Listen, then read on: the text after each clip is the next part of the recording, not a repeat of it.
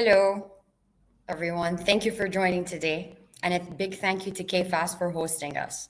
I, for one, am really looking forward to today's talk and to sharing with you many interesting insights about the world of franchising. Have you ever thought about what it takes to make a world-class franchise?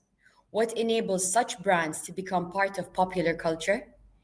If so, then today's talk is going to be very valuable for you. So let's jump right into it.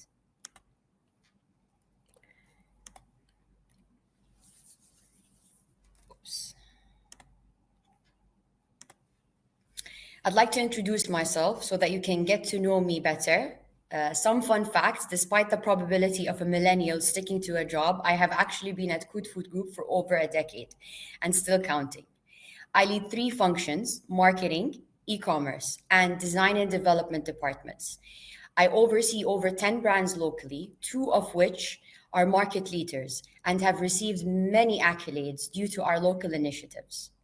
I specialize in developing marketing strategies by building and utilizing digital architecture to support marketing ecosystems and harnessing customer insights to create seamless shopping journeys and experiences. Simply put, what our customers need and translate that into the brand.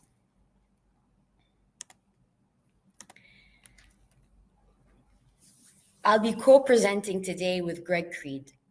Other than being one of the most down-to-earth people, he is also one of the most accomplished people I have had the pleasure of meeting and working with. He led more than 50,000 restaurants, generating over $5.5 billion in revenue annually and a market capital of over 40 billion a year. Some important facts to note about Greg. He's the former CEO of Yum, which operates the brands KFC, Pizza Hut, Taco Bell, and of course the Habitat Grill worldwide. He has over 40 years of experience in restaurants in consumer packaged goods category. He is also the founder of Creed Unico, which is in the business of setting up brands to build successful franchises.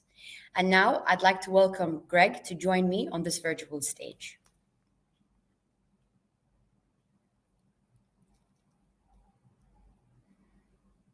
Hi, how are you? Hi, Greg. How are you? I'm very well, thank you. And good evening, everybody. It's an absolute pleasure to be here. And as Z knows, I have, I've worked for 40 years. It sort of doesn't feel like that sometimes.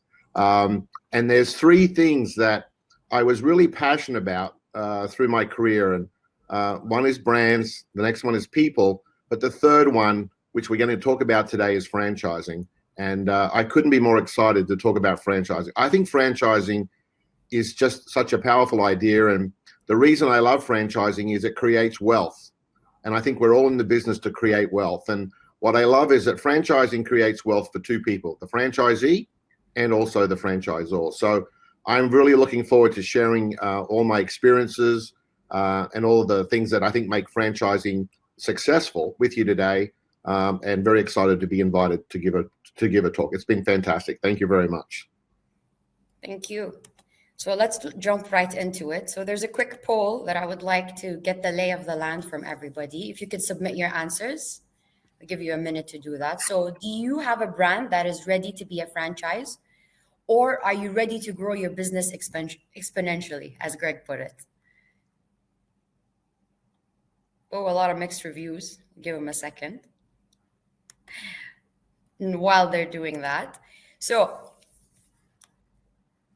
if you answered yes to the above question, or are even just in the inception phase of starting your own business, then we have a lot of great insights to share with you today. What to expect from today. We are going to share with you what is in our experience the most important factors to setting up a franchise for success. Greg will be providing you with examples from the franchisor's perspective, using examples from his wealth of experience, and I'll be providing you examples from the franchisee's perspective, giving you the local insights.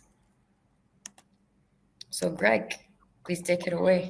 Will do. Okay, so I think that, as I said at the earliest when I started, I think that franchising can be incredibly successful because it can build wealth for both the franchisee and the franchisor. But what's got to happen is there's got to be this success factors, and these are what we call ingredients for success to make it work.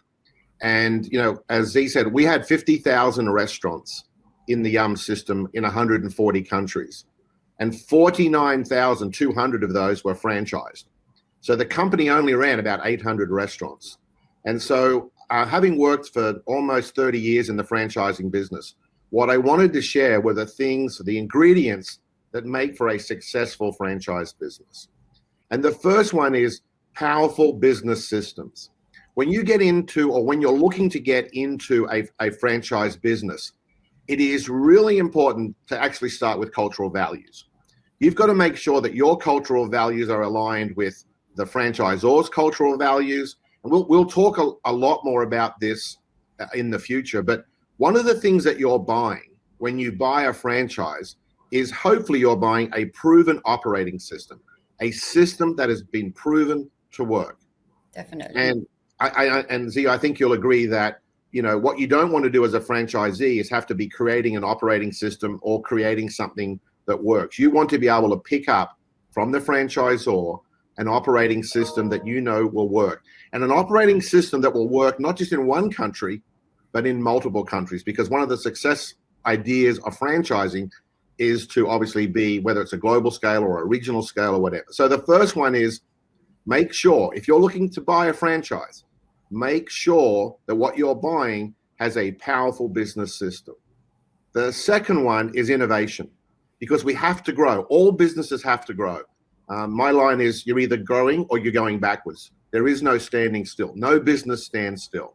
And so innovation and the ability of the franchisor to demonstrate to the franchisee that they can innovate and be successful, but also an openness by the franchisor that franchisees often have really good ideas. Now, Z, I know, has come up with lots of good ideas on the Pizza Hut brand, the Taco Bell. I mean, it's not just the franchisor's job, but you've also got to have a culture where the franchisor will listen if the franchisee comes up with a big breakthrough idea. And I think that sort of goes back to the first cultural thing that we spoke about. So innovation and a demonstration that they can innovate is really important.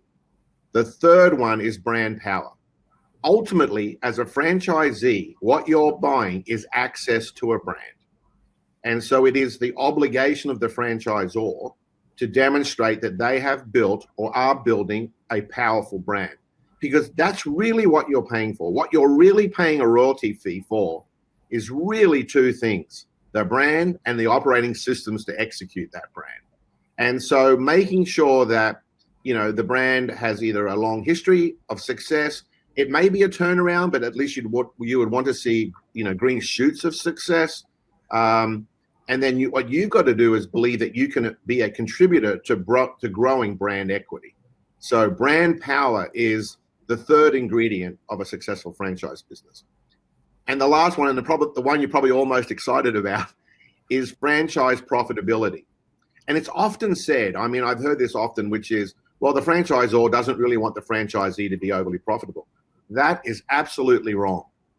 The franchisor wants the franchisee to be incredibly profitable, because if the business that you decide to franchise, if you are successful and growing and making money, then what happens? You want to grow. You want to build more of whatever that franchise happens to be. So again, franchise profitability. If you get a feeling that the franchisor doesn't really care about franchisee profitability, that is not a franchise you want to be a part of. So in my mind, the four ingredients for successful franchise business are: do they have powerful, business systems operating in the restaurants? In that restaurant case, do they have great operating systems that you can run the restaurants run well? Secondly, have they proven they can innovate? And innovation, by the way, doesn't have to be just around product. It could be around process. It could be around technology. So again, if a franchisor says, well, here's all our new product innovation, but they haven't demonstrated they can innovate around the operating system, or they can innovate around packaging, or they can innovate around consumer insights, or they can innovate around, whatever it happens to be, then that's a question mark. Third, brand power. How strong is the brand that you're going to become a franchisee of? And then can they demonstrate that both today and in the future, and if there's a hiccup, profitability. And I think COVID is a great example, because I'm sure there were brands that were franchised that were doing incredibly well until obviously this major disruption called COVID came along. The question you've got to ask yourself is, does the brand that you're going to franchise have resilience, even in the worst crisis we've probably seen, in many, many, many, many years? Can the business still perform, and can it still be successful? So, Z, I don't know any things you want to add to that, but those to me are the 4 ingredients. Definitely. So I have actually a really great local application of this, and specifically around COVID. So in Kuwait, COVID hit around 25th of February, where everything in the celebrations had stopped. We were already rolling out and activating protocols internally that were not even part of the Kuwait rules or regulations at that time. By February 28th, we went live in our stores and social media platforms with our safety in-store, sanitation, and social distancing practices. What enabled us to do that so fast was the fact that Pizza Hut, in the early stages of COVID, had commissioned its MI firm, Collider, to go to China and study what was happening there, to gain insight into people's eating habits in terms of food consumption and interactions, and benchmark that best practices back to us in order for us to be able to extract those insights and internally modify them based on the local culture and execute them. So here we could see a really great example of how a strong business system with the innovative thinking of owning an MI-based agency enabled us to be able to stand on our feet, especially when the pandemic hit.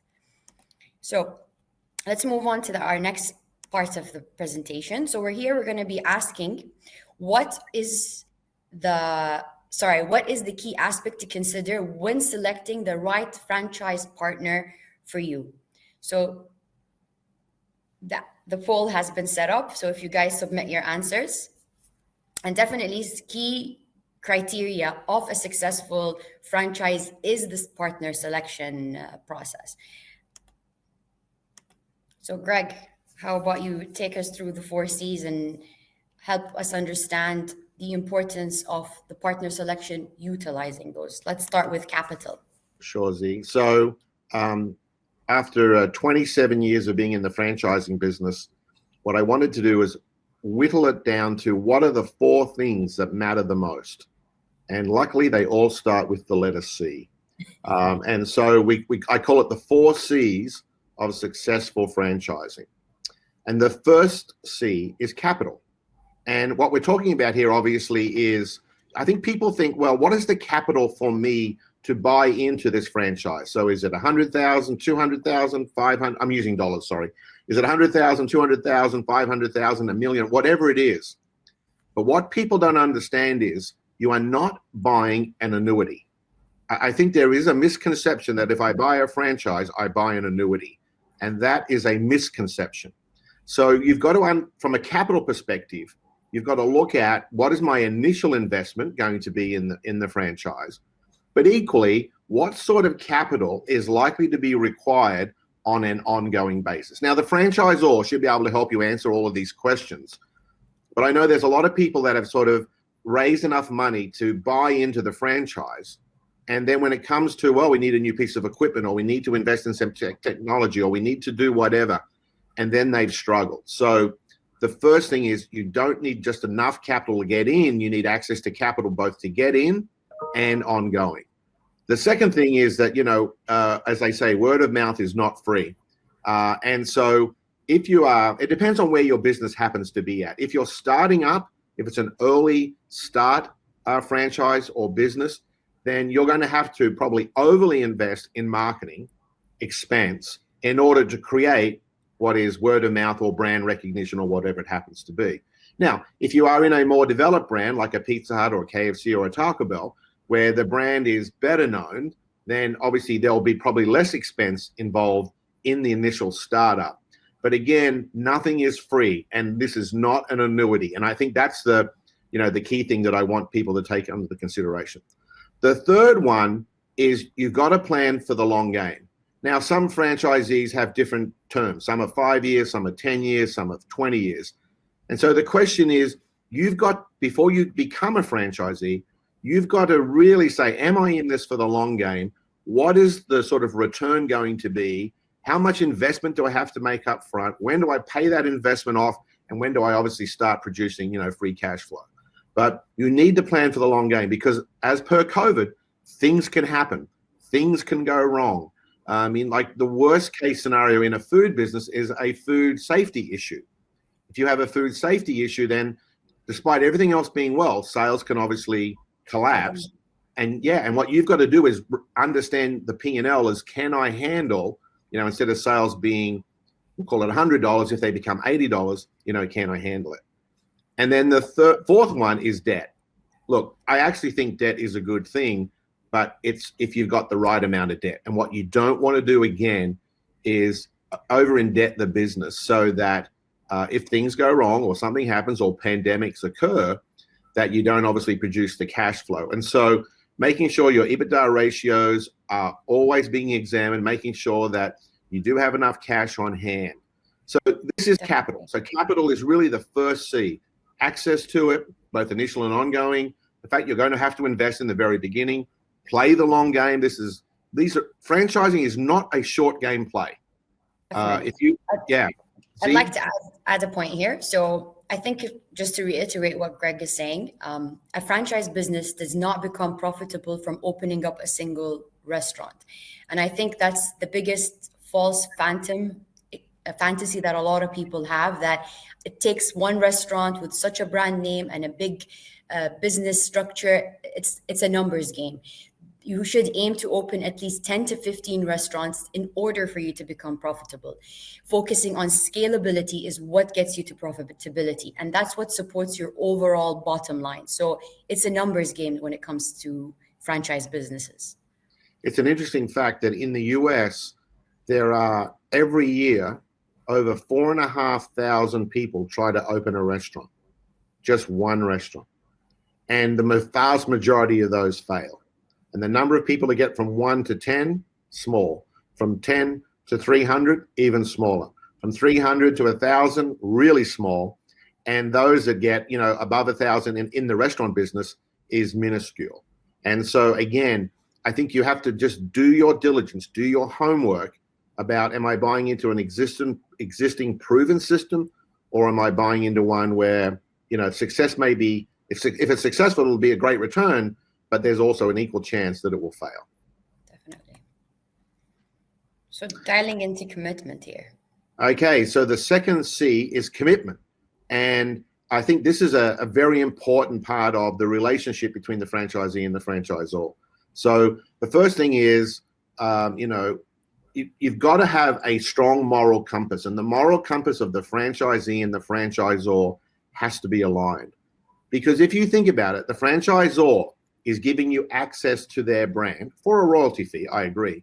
But if you don't treat the brand well, then you can actually undermine the success, not just of the brand in your city or your market or your country, but on a global scale. Definitely. And so for a business like Yum, which has, over 25,000 KFCs around the world, if someone does the wrong thing in one country, with social media today, the whole world finds out about it. So you've got to be, I guess, uncompromising in the standards. And the expectation should be that the other franchisees are equally uncompromising, and the franchisor is also uncompromising. I think the second one is you've got to believe in the brand, which is you've got to fundamentally believe in the brand that you've decided to become a franchisee of. And the other interesting thing is this is hard work. I'm always a believer that in the very beginning, when you first become a franchisee, you need to work in that business. I'm not suggesting you have to work for all of the time you're a franchisee or whatever, but the more you understand the business, the fact is the more money you will make, because you will know all the tricks of the trade and all the things that are going on. So believing in the brand, but also understanding how the brand works. So, in Z's case, obviously franchisee of our brands, but, working in the restaurants, understanding how a restaurant works can do a number of things. Help you make more money, find out where there's opportunities to make more money, and the customer. And obviously learning all about the customer. In fact, when I used to visit restaurants, the first thing I did was go and talk to the customers. I actually worked from the customer's to the back of the restaurant. So I would start with the customers. I would talk to the customers, find out what they're liking, not liking, what was happy, not happy. Then I talk to the frontline team members, and then I would talk to the team members that were making the food. The third part of commitment is about collaboration. And you can often find out about how collaborative a franchisor is just by reading the news, reading social media, just, asking people who are in the system already. And the very best systems are the most collaborative systems, the ones where it's not all everyone loves everybody. It's not all that there aren't any issues. It's not that there's never, things that have to be resolved. But it's about professional relationships. It's about respect both ways. And so you, if you want to become a franchisee, you want to make sure the franchisor respects franchisees, likes franchisees, wants to work with franchisees, wants to listen to franchisees, because this, as I said earlier, is a long-term relationship. The Yum franchises are 20-year franchise agreements. Some of them are actually 25, but they're primarily 20 years. If you think about it, you are about to enter into a 20-year marriage. And so you want to make sure you choose the right partner when you're entering a 20-year marriage. And then most definitely. And then I think just making sure that, as I said earlier, this partnership is one of respect, that respects the franchisee's right and need to make money, to be able to contribute to making the brand better, to be able to contribute innovative ideas, contribute new ways to make the systems operate better. And I think that those things are really important. So those are the things under the commitment. The third one is capability. And what's really interested in capability is often what we've got to do is sometimes link up capital with capability. Because often what happens is there are a group of people that have got capital, and then there's a group of people that actually have capability to run whatever the franchise system happens to be. And often the franchisor's role is to actually get the capital and the capability connected so that they can team up. And so in capability, what we're looking for is, does the management team have experience and relevant skills? Can they actually run the business? Have they run a similar business? Now, that's not to say you can't learn a business, but if you're going to be the capital people and you're looking for people who've got capability, then one of the most important things is management team's experience and relevant skills. It's interesting, as the franchisor, we had a number of franchisees that would, change hands, private equity would come in and buy them out. I didn't care about the private equity money. What I cared most about was the operating capability of the people running the restaurants. And so long as they stayed in place and they knew how to run restaurants, where the money came or whether the money came in and came out, I didn't really care. See, did you have a point you wanted to make on this point? I was going to say that team experience and future planning capabilities are very important. So again, Yani, for lack of a topic, because it's a great example, right? So when COVID arrived to Kuwait, definitely we experienced over 50% growth in our delivery segment alone. So this was something that was unexpected. This incremental growth just came out of nowhere because of the circumstance. Now, if we were not ready or active as a system with enough experienced operators on the ground, we would not have been able to successfully absorb that incremental growth and continue to build on it. What we ended up doing is we created dedicated delivery functions called the Central Delivery Management, which helps support these growing demands. And we moved quickly to partner up with different technologies to support us with journey optimization. So it is important to note that what currently works might not work in the future. And being alert and able to make a change in your organization is very critical for its survival. So here it becomes important, the team's expertise and obviously the future planning capability. So don't just be happy with the status quo. You have to keep building. You have to keep looking forward to the future and assessing what is going to be required and adding those milestones into the brand. So the second thing on the you want me to just finish off that, or we can go to culture? No, I was just going to say, I think one of the things that a franchisor also looks for is the ability to learn and adhere to the brand standards. And that is critically important. So, and some of it sometimes sounds like, why does it matter? But I'll give you a little example. So let's assume that, you know, one of the ingredients that you need to run your restaurant is tomatoes. Well, tomatoes are, you know, not that difficult to find. And we've had times when the restaurants run out of tomatoes. So they've just gone down to the local supermarket and bought some tomatoes and chopped them up. Well, that is, and I know this is going to sound maybe silly, but that is unacceptable because we don't know where those tomatoes in the supermarket came from. And, you know, we don't know whether they treated correctly, you know, was sort of food safety protocols and procedures put in place. And so it's really important. And sometimes it seems a little silly, some of the systems that the franchisor will put in place, but they're put in place to protect the brand and the franchisee. And so what you can't have is people running around buying ingredients from wherever they need it, if they need the ingredients, because we've lost control of understanding where they came from, who's responsible, do they follow our, you know, food safety procedures. So that's just another example of you've got to have an ability to learn, but also to adhere to the brand standards. Now, that's not to say the standards can't change, and it's not to say that the franchisee can't make the standards better, but whatever the standard is at that time has to be adhered to. As I said earlier, hands-on involvement. Even if you're an employee of Yum, when you join Yum, you spend somewhere between 2 to 6 weeks working in a restaurant. So I joined KFC in Australia as the chief marketing officer in 1994. And my first 3 weeks were spent in a KFC learning how to bread chicken, make coleslaw, mashed potato, clean the restaurant. And I'm like, well, I'm the chief marketing officer. I'm a big deal. Well, yeah, guess what? Big deal. You need to learn how to, you know, run the business. And then the last one is consistency. One of the most important things in a franchisee, and this is from the consumer's perspective, is consistency.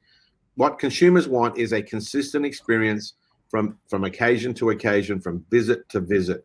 And sometimes the most successful franchises are not necessarily the ones that you would say are the best, but they are the most consistent because the consumer absolutely knows what to expect.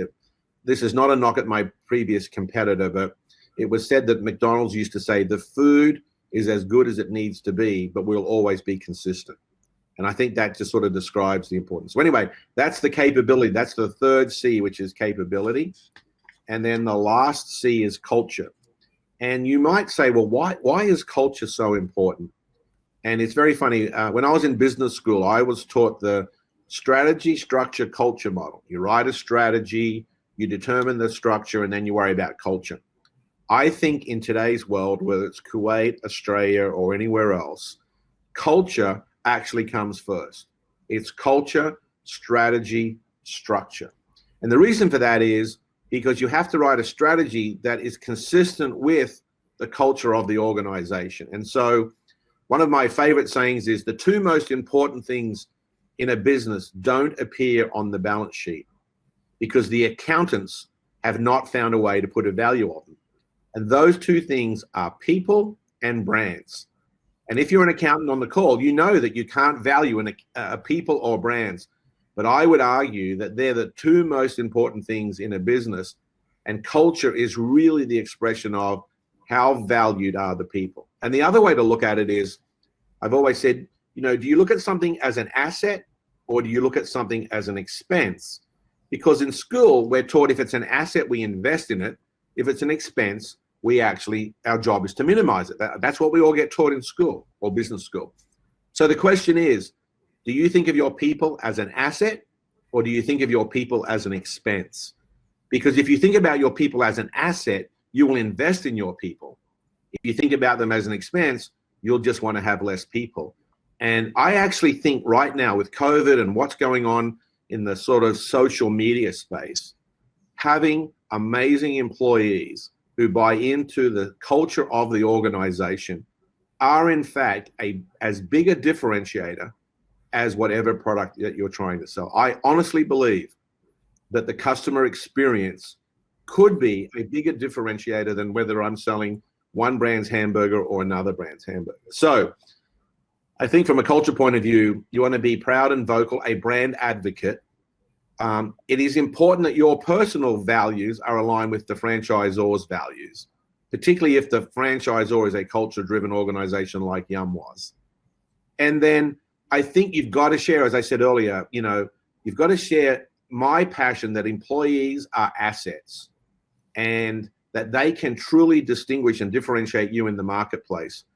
And then the last one, and this is particularly important, is that if you're well known in the community, then you have to be a role model in the community, because everything you do in that community will halo either positively or negatively on your franchise.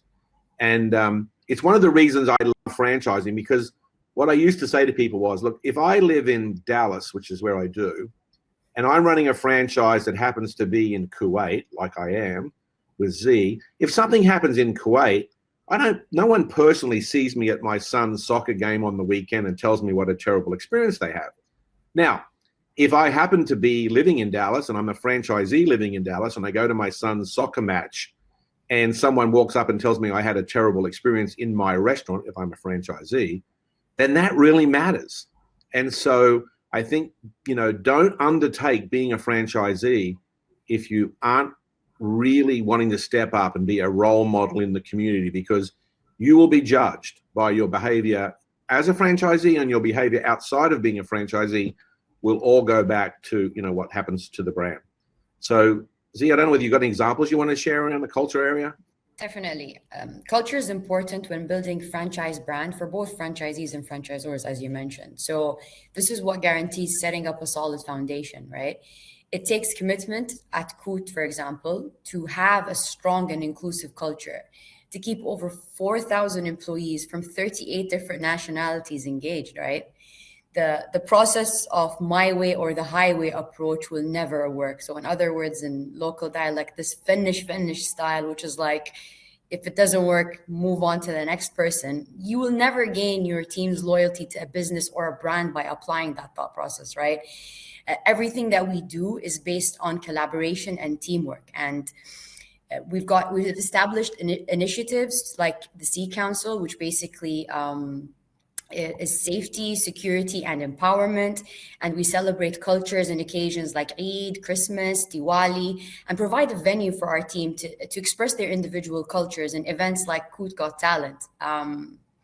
At the end of the day, we're all people, and we're looking to be a part of something. So why not be part of this passion, be working towards that single goal? I think this is a very important element that comes through very strongly when working with the franchise.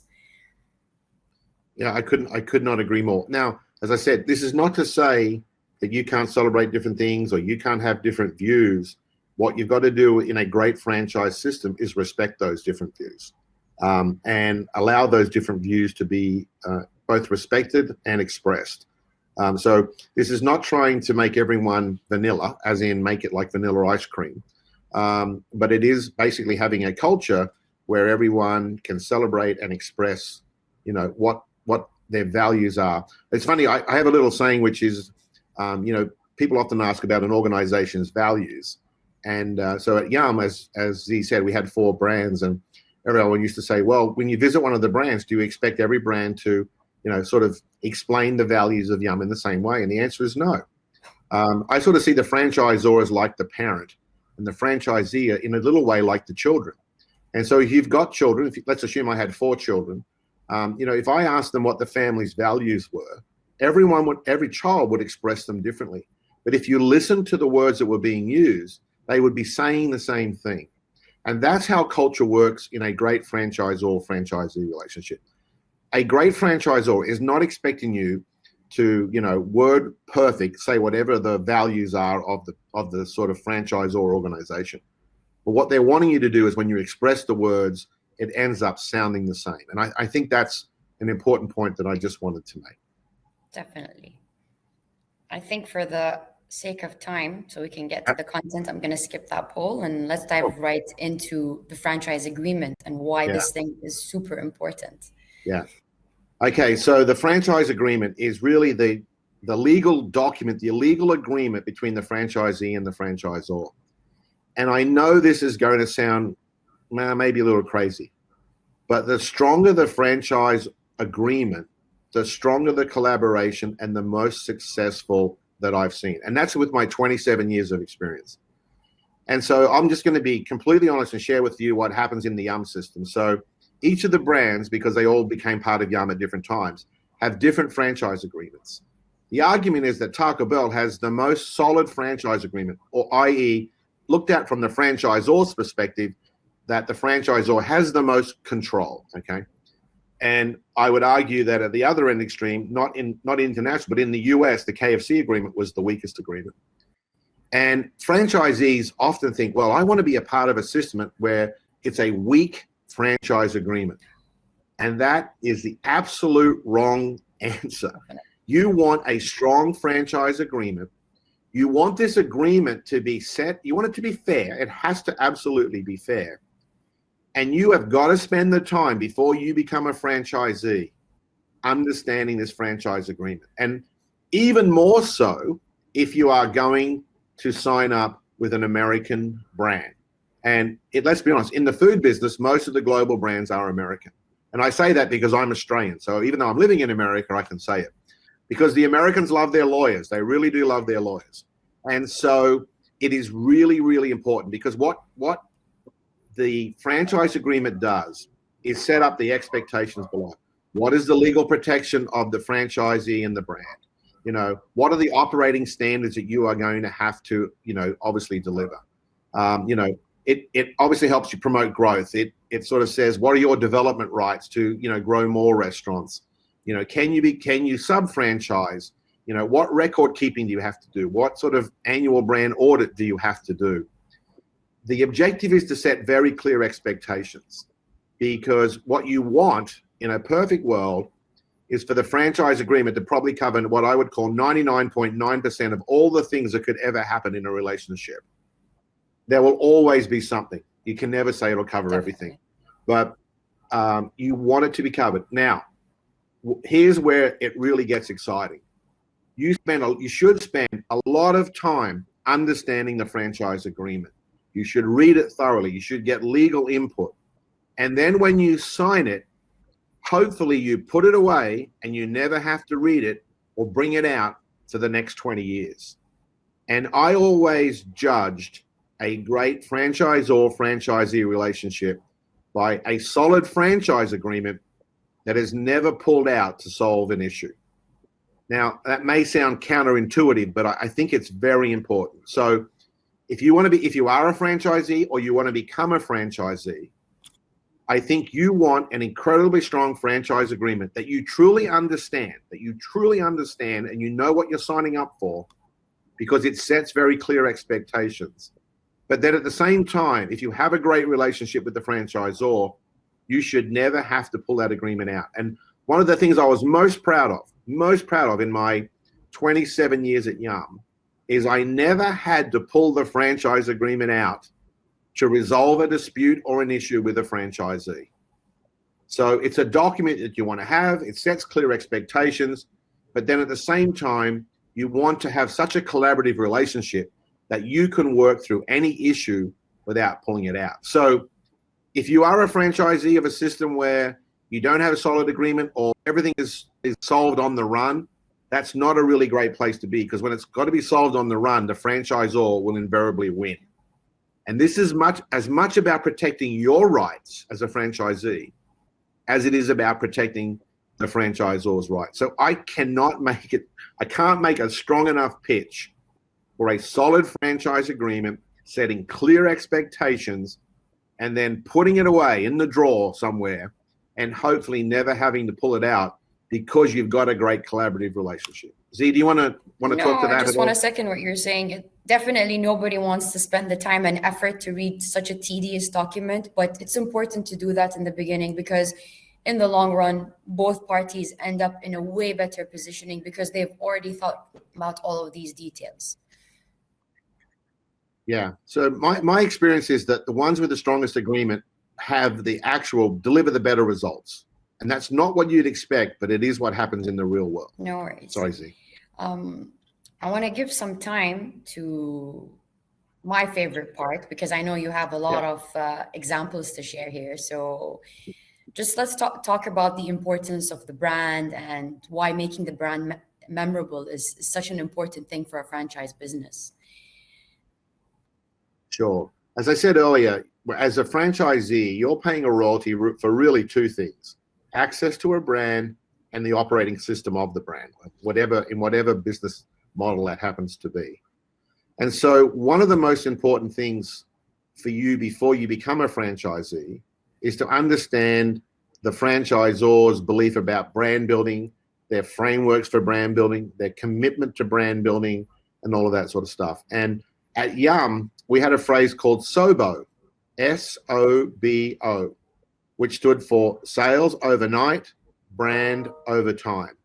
And what that said was there's always this fundamental tension between wanting to deliver the sales growth, both for the franchisor and also for the franchisee, because we all know we love growth, but at the same time, also building the brand, because that's what you're paying your royalty for. And so I've seen many brands and many franchisors that are either good at one or the other, which is they can build sales in the short term, but they don't build the brand in the long term. And then what happens is, yes, you get this short-term success, and then all of a sudden the brand just sort of falls off a cliff. Or you could be a franchisee of a brand that is really great at building these long-term brand relationships with their customers, but their sales just don't grow. And so as you look to a franchisor, you want to be looking for a franchisor that can demonstrate they can do both, that they can build sales overnight and that they can build the brand over time. And, you know, there's many, many ways to do that. And there's some great examples here on what you don't want is the sort of peaks and troughs and peaks and troughs. And, you know, I love it. Like right now with COVID, people are saying, oh, my sales are up 20%. Well, yeah, they are, because they were down 30% in the same quarter a year ago. So you're actually minus 10. And what you want to do is you want to build a business that can consistently grow. Look, a business that can grow, it depends on what, in the food business, in the fast food business, if you could grow your business, same store sales, 4 to 5% a year, every year, you will be incredibly successful. You'll need more banks to put the money in. What you don't want is the up 20, down 20, up 20, down 15, up 10, you know, down 5, you know, up 30, down 20. The other reason you don't want that is those are very hard businesses to manage. They're very hard businesses to run. A consistently growing business usually delivers a better customer experience because the business is more predictable. So, you know, when you talk to a franchisor and if they just start wanting to talk about the sort of emotional campaigns they're producing, and they don't talk about the sort of rational short-term campaigns, that's a worry. If they talk about just the rational short-term sales driving campaigns and don't talk to you about how they're building a brand over the long term, that's always also a worry. Now at Yum, we actually produced a framework which we shared with our franchisees. So maybe Z, if we can go to the next slide. So one of the things when you become a franchisor, like Z is, of Yum, is we actually have this framework, and this framework is called the RED model. And this is a framework that a guy called Ken Mensch, who runs the Collider company, which is the sort of consumer insights part of Yum. And he and I developed this over many years across multiple brands in multiple countries. And we wanted the framework also to be pretty simple, because you don't want, the other great thing about hopefully being a great franchisor is you take the complex and you make it simple so that you can execute it in 50,000 restaurants in 140 countries. So this is the model that we came up with at Yum, which I just wanted to share with you, because I think there's some important things that people often miss. So it's called the RED model, and RED stands for relevance, ease, and distinctiveness. And our belief is that if you make a brand that is relevant, that is distinctive, and is easy to notice, access, and afford, you are going to be more successful than brands that aren't. Now, here's a couple of things I just want to talk about. Under relevance, there's a thing called functional relevance. Functional relevance is, does the product really work? Whatever the product happens to be, or service, I guess, does it work? And what tends to happen is marketers, and I am one, get consumed by making the functional relevance better than the next competitor's functional relevance. And I would argue that today, making sure that your brand is culturally relevant and socially relevant is probably more important than whether it works. Now, it has to work. I'm not suggesting it has to be, it can't be terrible and the competitor's brilliant. But I think if you look at most products today, they're probably pretty close. Whether it doesn't matter what the product happens to be, I don't think there's a huge difference between a Samsung and an iPhone. Now, there are people who love iPhones, there are people who love Samsung, I'm sure there are other brands, but in their actual performance, I'm pretty sure they're pretty similar. So if functional performance with a lot of brands is similar, how do you become more relevant? And the answer is by tapping into things like culture and social relevance. And so I'm going to give you a little example actually from my Unilever career many, many, many years ago. There was a wool washing brand. So Unilever is a detergent company. We had a brand called Softly. And Softly was to clean your woolens, to your jumpers, sweaters, that sort of stuff. And a competitor came out with a product that was designed or created by a lady who was a radio personality, and she sort of said, mix these things up at home, and all of a sudden you'll be able to clean your sweaters better. And so the Softly brand went into decline. Its share went from like 70 to 50. And a lot of people were given the chance to fix it. So people changed the product, they changed the formula, they changed the packaging, they changed the endorsement, and none of it worked. And I was given the chance to be the Softly brand manager. This is a long, long time ago. And I realized that in Australia, there's this amazing relationship between the merino sheep and Australia, which is the belief is that Australia was built on the back of the merino sheep. And so that for many years, we exported a lot of wool to the rest of the world. And that's how Australia was sort of like built. And so instead of changing the packaging and the pricing and the formula and the endorsement, I created a knitting book.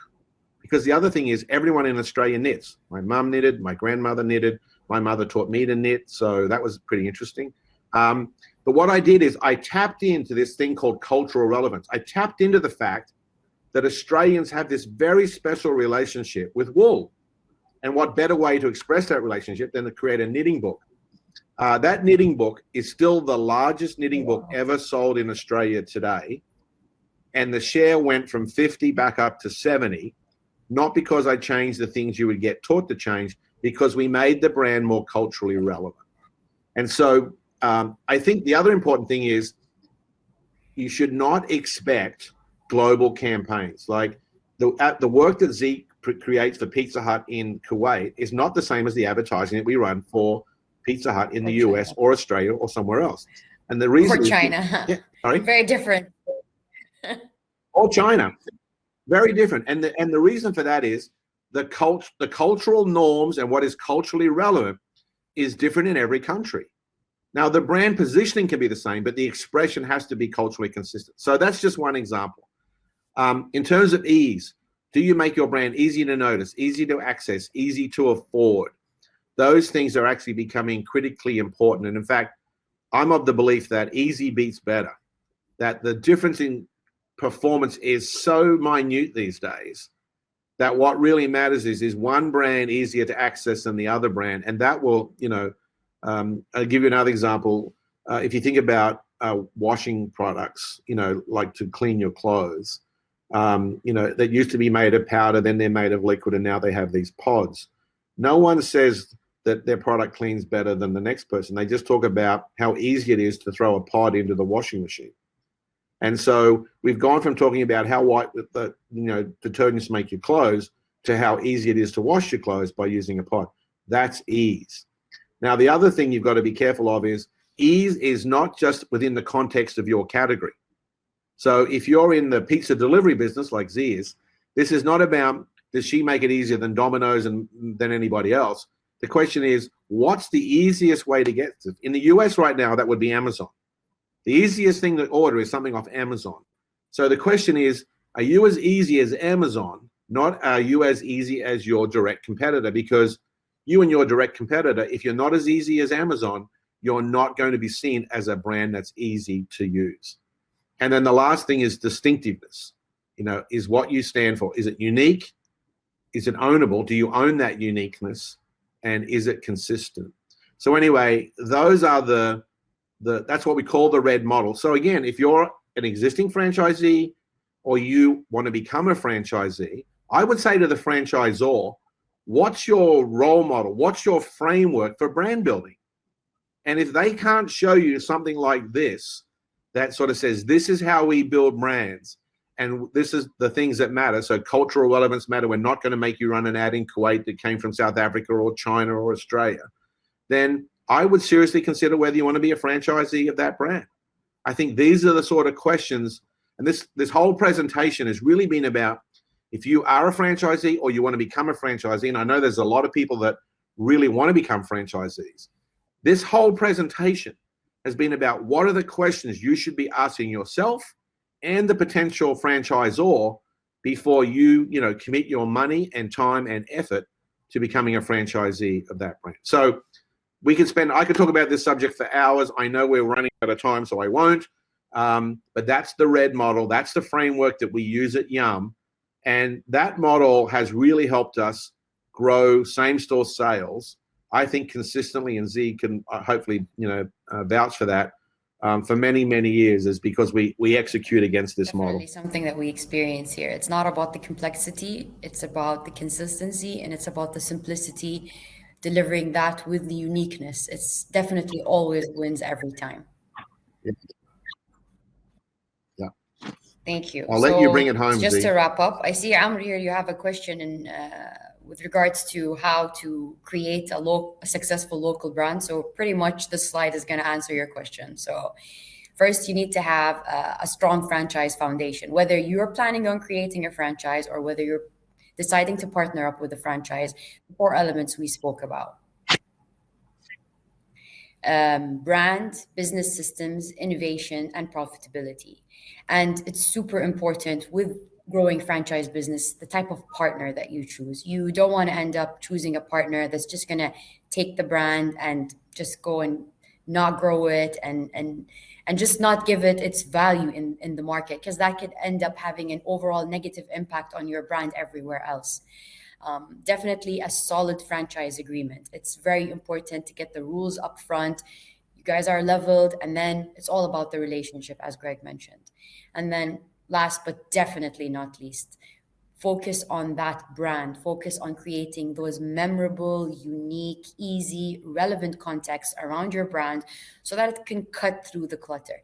Every single person in the world now almost has a screen that they can see some kind of advertising on. So what's going to differentiate your brand from everything else that they're going to be exposed to is going to continue to increase in terms of its competitiveness, and it's going to continue to get harder. So I hope that answers your questions. These are the 4 main pillars that definitely for acquiring or developing a franchise model to consider. So I think I want to thank you, Greg, for sharing your experiences. I personally learned a lot from you today, and I found this very interactive and educational. And a big thanks to our audience for giving us the time today. So I kind of want to open it up to everybody for some questions. So I have a couple of minutes here. Okay, so one question, Greg, is how do we convince a franchisor to invest with us if we are compared to a multinational franchise business? So being a small fish trying to attain a franchise brand, competing against a big conglomerate who already is known for capturing these franchise businesses. You know what's interesting? I often found that, and Yum, obviously we're in 140 countries, but sometimes we're quite small in the country and sometimes we're quite large. When we were quite small, we tended to do our best thinking. When we were quite large, we sort of threw money at the problem and hoped it would solve the problem. So I think that if you're a small fish in a big pond, then going back to this whole idea of RED, which is making your brand relevant, easy, and distinctive, is really critically important. And the question is, do you have to spend a lot of money behind it, or do you have to really come up with some creative ideas? So let me give you one example that Taco Bell did. I know it's a big brand, but Taco Bell did a pop-up hotel where we created a hotel for 4 days, and we had people who registered to come and stay at the hotel. We spent, I know it's a lot of money. We spent $1 million, but we realized we got $50 million of value in terms of social media for that $1 million investment. And here's what was even weirder. A hotel chain actually approached us about licensing the Taco Bell brand as a hotel chain around the world. And so, again, I think it doesn't always have to be the classic ways. I think using social media, using influencers, and I mean genuine influencers, not people that just, want to be paid a lot of money, but people who care as passionately about your brand as you do. There are ways to be successful, even if you don't have a lot of money. And I think if you are fighting the big guy, even more important to be relevant, easy, and distinctive. I hope that answers your question. Okay, another question. So, how is technology playing a role in in brand building and customer engagement? Oh, that's a loaded one. Yeah, technology is playing a huge role, right? I mean, in fact, you could argue that if you're not a tech-savvy brand, you will not be seen as a relevant brand by your consumer. I think if you're not a tech-savvy brand and you haven't got into mobile ordering payment, then you're probably not going to be as easy, because if the only way you can access the brand is to, in our case, drive to a restaurant, that is clearly not the easiest way to access it. So do you have drive-throughs? Do you do delivery? Do you do catering? Do you do curbside pickup? All of those things are all driven by technology. And if you think about it, even since I left Yum, they've bought 3 technology companies because obviously they see the importance. So I think the answer is technology is playing an even greater role in building brand, in both building your brand and making sure your brand is relevant, but also in terms of customer engagement, because customers want to interact with brands in different ways. Now, the key thing here is the more that technology plays a role, the more important that your message is relevant to your customer.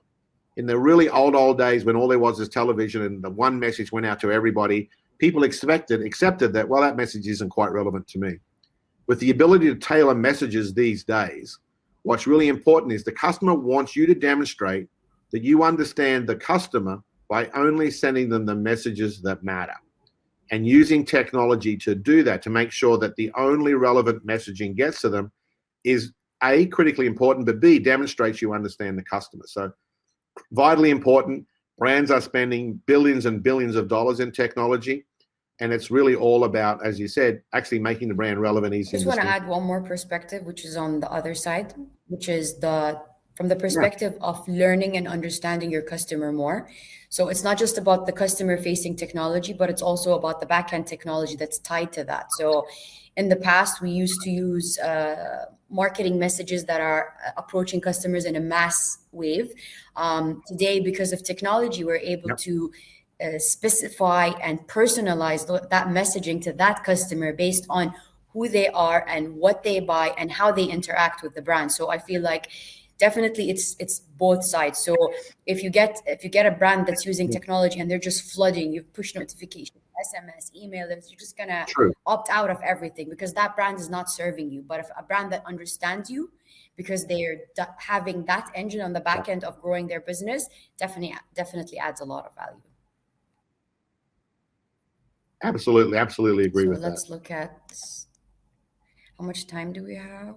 Maybe we can catch a couple more questions. So in relation to business franchise growth, is it in the perspective of revenue profit, or is it in terms of popularity and fan base? I think it's what I call the genius of the and. It is both, right?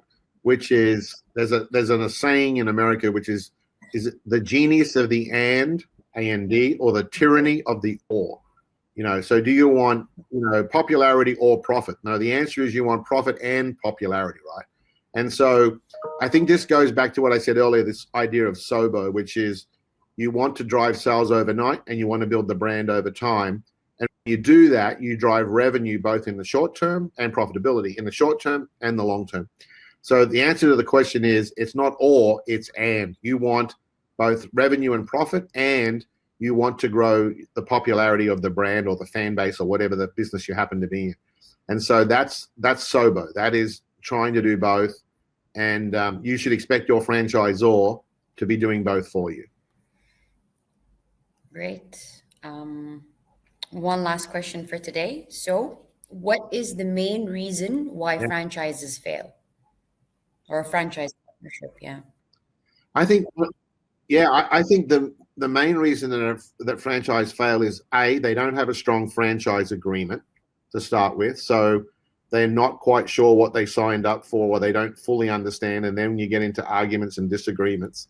I think secondly, they fail when the franchisor doesn't do their job of providing an operating system that works and delivers profitability. So I think it fails when both sides let the other side down, which is, and the franchisee doesn't have a strong franchise agreement from the franchisor, and when the operating system that the franchisor gives to the franchisee doesn't deliver the profit that's necessary, obviously, for the capital that was invested. And then I think the last answer is culture. Where it tends to go wrong when it's been going for some time is when there may be capability, there may be capital, but the culture between the franchisee and the franchisor just sort of moves in an opposite direction. So I think a strong franchise agreement, a strong commitment to building brands, but ultimately this idea of collaborating around a partnership, around consistent culture, that when those three things aren't in place, I'd that's just when like to things add fail. one more. Definitely not applying the business processes correctly. Taking shortcuts. Like if it's a food franchise, don't take a shortcut with the recipe. The recipe is there for a specific reason. Trying to save costs and increase your profitability, ignoring the outcome that the customer is going to receive as a product definitely will not help your brand grow. So this is based on personal experience of seeing a lot of franchises that actually have ended up leaving the business because they just didn't uphold that simple thing. They bought into a powerful business system, but they decided not to operate it. Yeah, I've seen that too many times. I'll just put less cheese on the Yeah, it pizza doesn't because work. it'll The save me customer, 10 the cents. customer knows. The customer always knows. Yeah, Customer never notices. works The in customer anyone's notices. advantage. Yeah, as we said, at the end of the day, we're also customers, right? We're customers of every other product we Definitely. buy in the Thank you world. so Anyway, much for your time today, Greg. I've just put up our emails here in case we didn't get time to answer your guys' yeah, questions. Definitely reach out to us with your questions and we'll be happy to support. If you check the handout section, you're going to be finding the presentation that we took you through today. And thank you all for your time. It was a pleasure presenting for you today. yeah, it was great. And I wish you all the very best and success in the future, everybody. Bye-bye.